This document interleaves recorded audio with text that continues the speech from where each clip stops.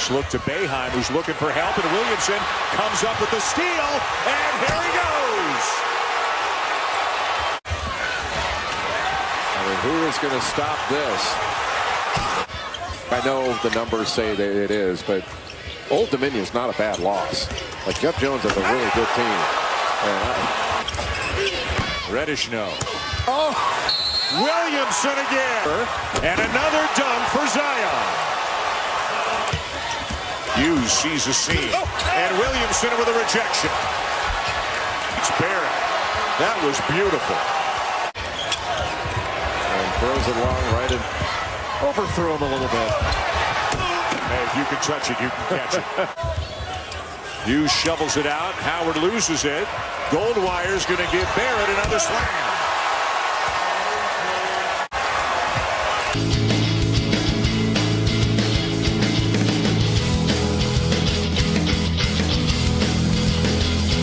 There it is. Over the top to him. Brankovic with the feed. And you just keep moving the ball. Jones into Zion for the reverse slam. Before you could say Williams.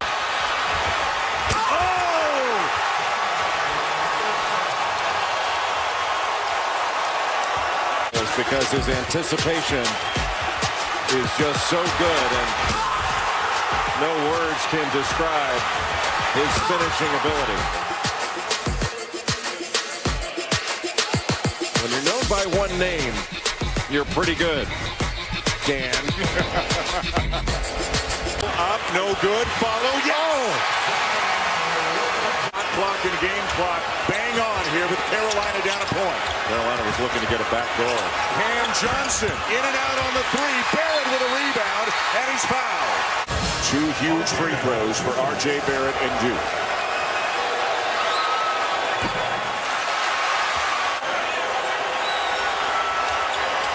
Missed them both.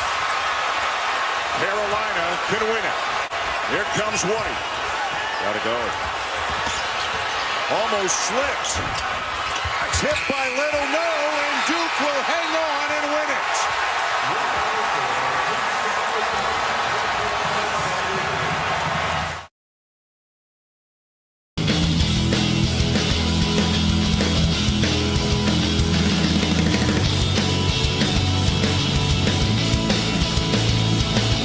Knocks it away. Duke's defense has been spectacular to start this game. Jones to Barrett for the alley-oop. But a very good shot. And here goes Williamson. And that's a very... Williamson gambling, and it pays off as Barrett gets a hold of it and slams it home. Walker strong drive. Williamson down with the rebound. Look at the pass. What a pass from Williamson to Joe Barrett to finish. They are throwing haymakers on the defensive end and turning defense. Can't finish on this occasion. Florida State has numbers. Got their fate tomorrow on Selection Sunday. And congratulations to the Duke Blue Devils, the ACC Tournament champions for the 21st time.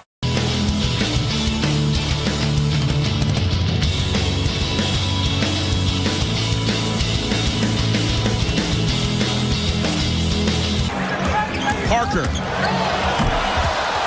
Slid right past Frank. He's got dribble in traffic. Smart. Ate him up. Tatum for two. Bagley to Giles. Get used to that, Kings fans. And the Stars have it. Stars up by 18 right now. They find Allen in the lane. Goes up. Slam dunk. Impressive. So we'll see if Peyton comes out. And here's Allen. Allen with the big dunk. Swish. Substitutions coming in for the Vipers in just a moment. Still a 1-0 game, and Nazmit Trulong, that's Grayson Miller kick out front, stolen, great anticipation by Allen. Look out below, dunk, he got that one. Des Wells not around. What's going on, dudes and dudettes? So, pretty great weekend for Duke basketball. So, they started the ACC tournament, and luckily Zion was cleared to return, so that's really good. Then they had Syracuse first, who played them very well in the first two games this year. But luckily Duke won both of those, and yes, they did win this one. And in Zion's return, he did go 13 for 13, which is an amazing return, obviously. And then you saw those highlights too, very good. So then the next game that you saw the highlights of was the third game against Duke and North Carolina. Obviously our revenge game because we didn't have Zion for both games basically. And obviously just him being the difference, Duke still got the win and it was by 1. And who hit that tip in? Of course, it was Zion Williamson. So yes, North Carolina will beat you as long as we have Zion. Then also, the final of the championship game for the ACC came down with Duke and Florida State, who we only played once this year, and we played pretty well, but we barely won on a last game winning shot for Cam Reddish, and sort of came down similar. It was like a 2 or 3 point game, as you saw right there. I can't really remember, but then Reddish hit that 3 that like bounced all over the place, but somehow went in. So he's definitely being labeled as the Florida State killer in his short-lived career at Duke, but yes, Duke got that win. Now they're ACC champs, so they're automatically into the NCAA tournament, which was going to be a foregone conclusion anyways. But yes, luckily they got this W, this first W, and hopefully it can continue. They're definitely ready and locked in, and they're definitely the favorites as of right now to win. And it kind of sucks because I think the whole history of the NCAA tournament, the automatic number 1 bid, number 1 overall team or favorite, has only won it like 3 times maybe, and this whole so many freaking years, even longer than I've been alive, double. So it's just gonna suck that if they get upset, and history shows that they will, or they won't even make it that far, which really sucks. But it's definitely a very interesting bracket. I filled one out already to the best of my knowledge, and I'm gonna have my girlfriend Linda do one, and it's gonna show like the exact opposites, because she's most likely gonna make picks on a whim, and somehow she's gonna get more correct than me. That's just how this March Madness works. But yes, they are matched up against either North Carolina Central or North Dakota State, whoever wins that game before the tournament. So, I mean, they're obviously gonna get a team that's already tired from playing a day or 2 before. So it should be an easier win automatically. It does get tougher going down there, especially if you go to the Elite 8 and meet up with Michigan State, the number 2 overall seed. I think there's LSU in there, so it could be a very tough schedule to go to, but definitely looking forward to and hoping that this team can make it to the final once again.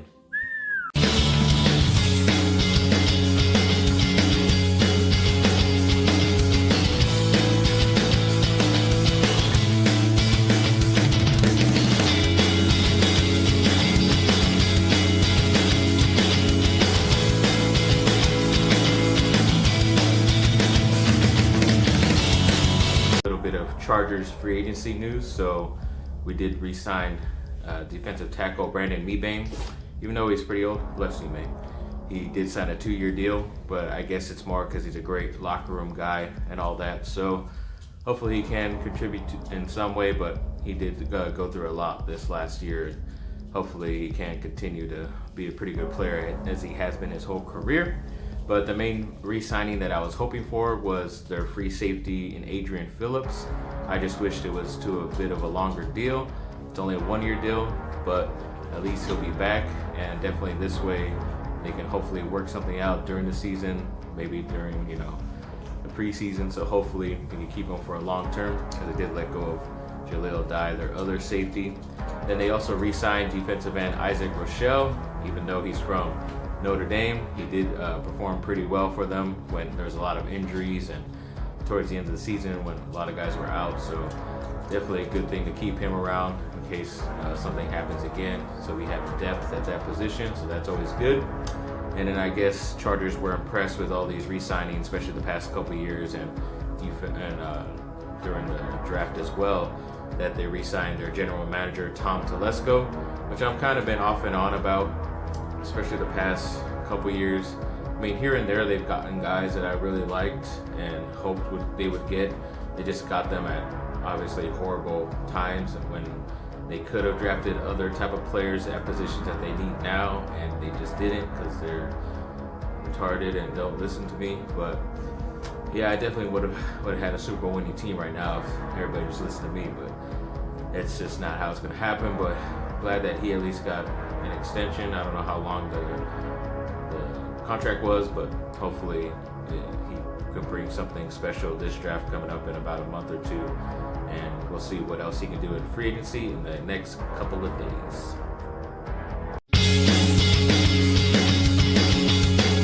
For SC. Nice. Kevin Porter flies in and one for Porter. Orton wide open, rattles out. Kevin Porter.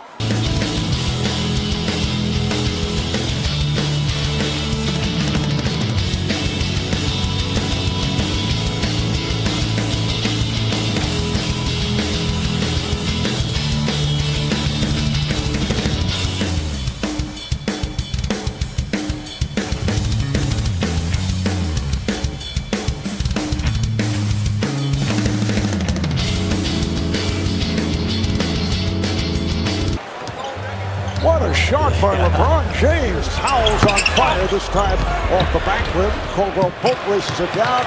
James on the drive and hammers it home. Hart out of Villanova won a national championship 3 seasons ago.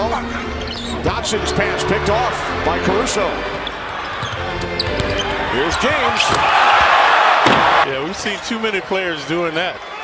Elusive off the dribble, just like a layup drill. Dotson rebounded by James. Dotson going cold now. Here's Kuzma, who slams it home. On the other end, it's Wilt. Hasn't been passing, nothing to show. Went for the bounce pass to Hazonia. Here's LeBron all the way back.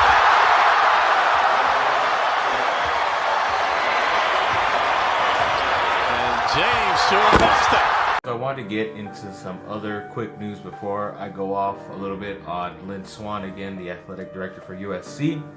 So some real quick hits involving the USC basketball team. They did win against Arizona, which was really cool in their Pac-12 tournament, but the very next game they did lose by 3 points to Washington, who was the #1 overall seed in there. It was a tough game, but especially for them to lose, and they obviously did not make it into the NCAA tournament, or then I would be talking about it. But I think their only hope is really the NIT, which is basically all the teams that barely missed or didn't make the NCAA tournament. And I think even at that point, they weren't even in that group of people, so they probably won't even make that group, which kind of sucks. And the future of their top freshman, Kevin Porter Jr., was kind of in the air because he didn't really deliberately say if he was going to stay or go, even though he's being projected as a top 10 pick, and it's kind of like, well, why not go? But definitely feels this sting and really wanted to do something special at USC, so you never know, some of these guys might get a change of heart and forget the money and want to come back. But I think with all this scandal going on, which I'll eventually get to, yes, hold on.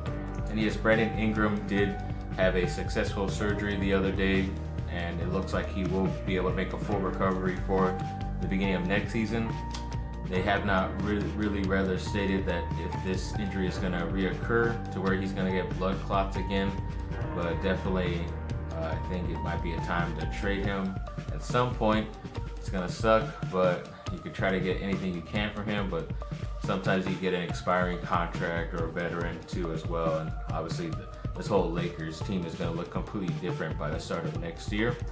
Then there was also a report that Jeannie Buss, the Lakers owner, said that they were contemplating of moving the Lakers back to the Forum, which they haven't been in for a while. They've been at Staples Center sharing with the Clippers, but I think they were doing it just to spite the Clippers because the Clippers have been talking game that they want to leave and they don't need to share an arena, and obviously they haven't done that yet.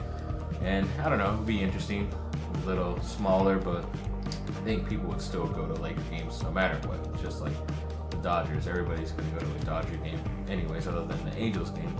And they're asking if it's Luke Walton's fault for the Lakers' woes this season, and it's obviously not, because he's just been dealing with the hand he's been dealt, and he got crappy players and crappy shooters that Magic Johnson and Rob Pelinka, the two runners of the basketball operations, got for you, and they've been sucking. So, and they never made a trade during the All-Star break when they could have to get some other type of guy like a Nikola Vucevic, who they're probably going to go after when they swing on a lot of these top guys in free agency. But like I said, should have listened to me when you had the chance. And then also USC got a preferred walk-on by a wide receiver from Texas. Obviously, it's a area of need for depth at USC because they literally when the summer comes, they'll only have 5 guys, including this guy as well, so it'll be 6. So hopefully they could get some other thing somewhere. And then the Anaheim Ducks did get 2 wins this last week, which is pretty crazy. We thought they'd be in tank mode, but they are actually performing pretty well, especially defensively. Hopefully they can continue. So yes, after a little bit of news out of the way, now let's get to Lynn Swann and what's been going on with USC.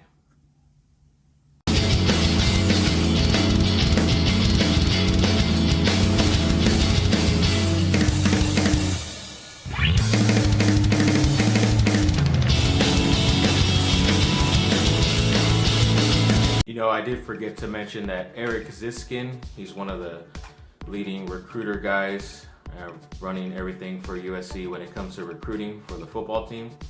And it turns out that he's actually leaving the program, and he's not actually leaving to go to another school for the same type of job. He said he's just leaving to go for a different type of job in a different field. So kind of sucks that USC just lost that type of person. And he was very fun follow on Twitter, especially during the time of National Signing Day, because during that time he would put up like the USC fight on emojis on his Twitter, and every time, the number of times he did it, you would count it, and you know how many times or how many people that USC signed that day on the final day.